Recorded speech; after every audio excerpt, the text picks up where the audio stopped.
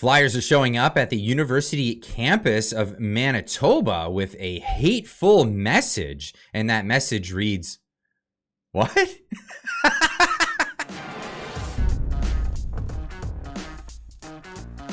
Oh, in all seriousness, you can't make this stuff up. Winnipeg Sun is reporting on this as well. Extremely troubling racist posters prepared across University of Manitoba campus. If you're just listening in, the poster reads, "It's okay to be white." Yeah, innocuous terms, of course. The University of Manitoba and its Students Association are denouncing hate speech and calling for unity after posters stating it's okay to be white were spotted at multiple campus buildings. Jacob Sanderson, president of the University of Manitoba Students Union, said someone appears to have been posting these messages Wednesday night, and most were discovered Thursday morning. It's extremely troubling, and it fits in obviously with the larger thing that's been happening across campuses.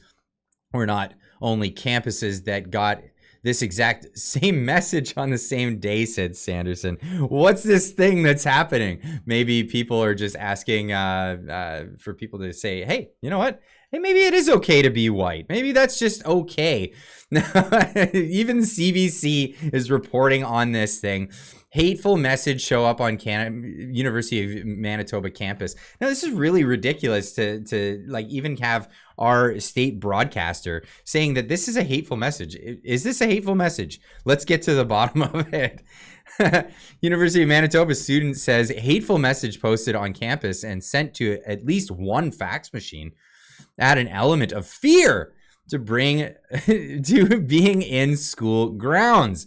Really, does this make you fearful, the fact that some people think it's okay to be white? I think it's sickening, said Charlene Hallett. But on the other side, too, I want to roll my eyes and say, you know what?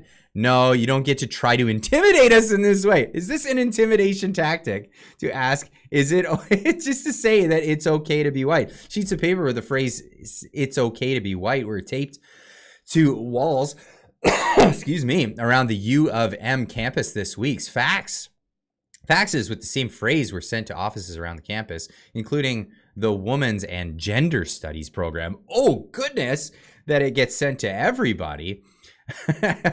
Hallett is Cree-Métis and in her 4th year of studies with the Family Social Science program. She says, well, students like this won't change their willingness to speak their mind during class discussions about issues like race, class, and sexuality. It makes her wonder if she's going to be targeted by people asking if it's okay to just be in the skin that you're in. I can't, it's just like, what do you even say to this? And Wokeness on Twitter pointing out the CBC article saying hate messages in quotes. Leave a comment in the comment section down below. Do you think that that's hateful? Please let me know. Myself, I put this on Twitter. CBC and the University of Manitoba make it clear to all Canadians in this article, it is not okay to be white. I mean, what is it? Is it okay to be white, or is it not okay to be white? Is by just saying it's okay to be white, is that hateful? And if it is, tell me how. Well, there is a lot of people trying to tell us that that is the case. We shouldn't be forced to move to certain areas of the classroom. U of M Indigenous students. Oh, okay. What's happening? What is the actual complaint here? It's okay to be white posters are only the latest examples of racism in Manitoba campus. Oh, okay. So this gentleman apparently has been experiencing some of that. Is it because of the it's okay to be white thing? Well, let's have a look here. Excuse me. An Indigenous student from Texas says he. Well, wait, what a sec. Hold on a second. Let's unpack that statement right there. I really want to ask this one to the audience today. An indigenous student from Texas. What does that actual sentence mean? Is he indigenous of Texas? Is he indigenous to here? Because if he's indigenous to here, how can he also be from Texas? This is a real question out there in the ether on the internet. Please leave a comment in the comment section down below how you can in one hand be indigenous and also from somewhere else at the same time. Does that mean that I'm indigenous somehow because I'm indigenous to some part of the world, so I can claim to be indigenous and yet also here at the same time? Or is it one of those backwards things where, you know, because my, maybe say that my mother's lineage is from Scotland, I can go back to Scotland and claim to be indigenous there, even though I've never lived there myself? I don't know. Leave a comment in the comment section down below. Let me know what you think of that whole thing. But let's attack this here. Let's get into this. An indigenous student from Texas says he never thought he'd experience racism on his first day of class in the University of Manitoba. Jack Thies, a 26-year-old transfer student from Dallas, so he's from Dallas, came to Winnipeg in 2017 to take a Native Studies course and usurp the land of his ancestors, I guess.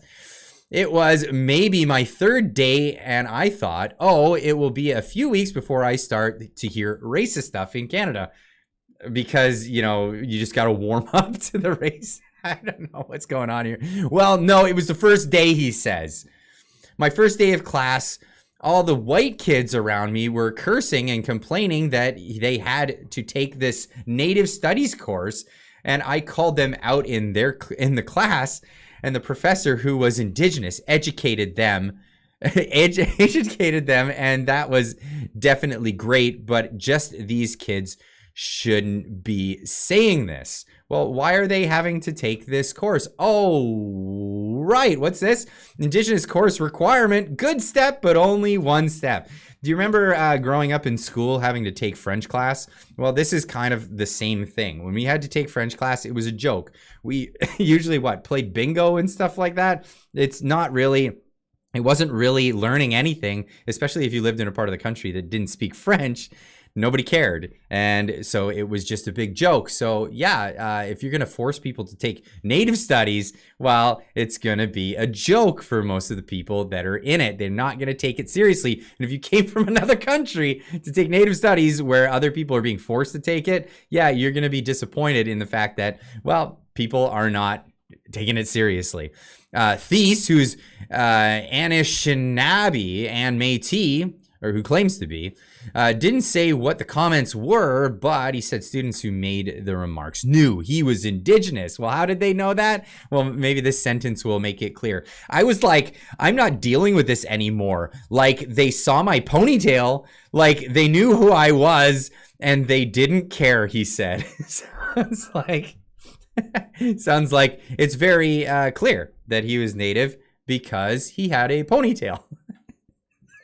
You can't make this up. But let's get on to this. This it's okay to be white is not a new thing. This happened back in 2017 in the U.S. at universities, and it had the same sort of reaction. It's common to see flyers scattered around college campuses, but one message popping up at some UC schools is really turning heads and raising questions.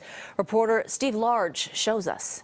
The "It's okay to be white" flyers could be found all over the UC Davis campus, on sandwich boards, underneath bridges, and on garbage cans. Senior Aless Lee says the signs went up on cultural safe zones, too. There was also one next to the Chicano Latino Resource Center as well. So they've been next to segregated areas. That's ridiculous. Posted everywhere. The "It's okay to be white" message met with uncertainty. Are you insinuating that people of color are saying that it's bad to be white? Lee is on the UC Davis Black Leadership Council, which called a town hall meeting Friday to discuss the posters and racial tension on campus. Whoever's posting these photos, I don't think they're realizing how triggering these posters are for people. Perhaps they do, and that's the point. It's really comical that just the innocuous term of saying it's okay to be white is triggering for people. That shouldn't be triggering, and that's the whole idea of this. Now, there's this article from the conversation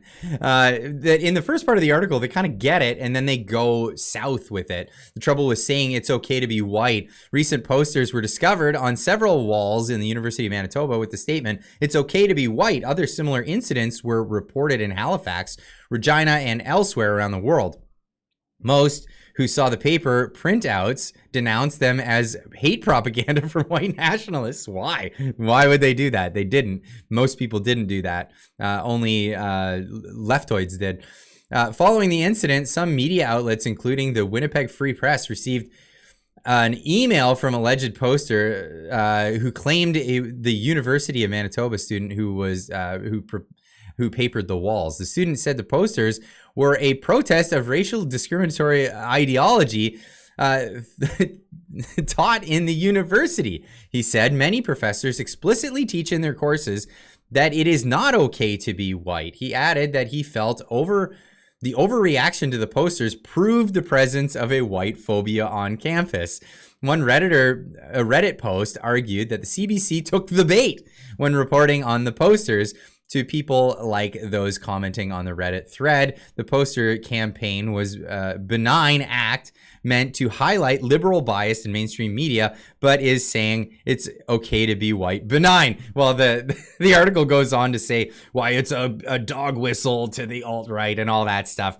Yeah, okay, whatever. Dog whistles too. You know, dog whistles are, it's a funny thing because it's supposed to be like silent to everybody else, but only the dogs can hear it. And no, it's really just an innocuous term to point out the actual racism that's coming from the left, and it's crazy, and in these academias.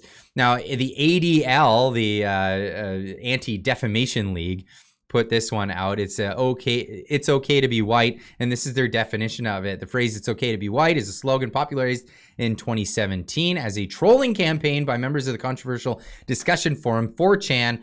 The original idea behind the campaign was to choose an ostensibly innocuous and an inoffensive slogan that put that slogan on flyers, bereft, and other words or image, without any other words or imagery.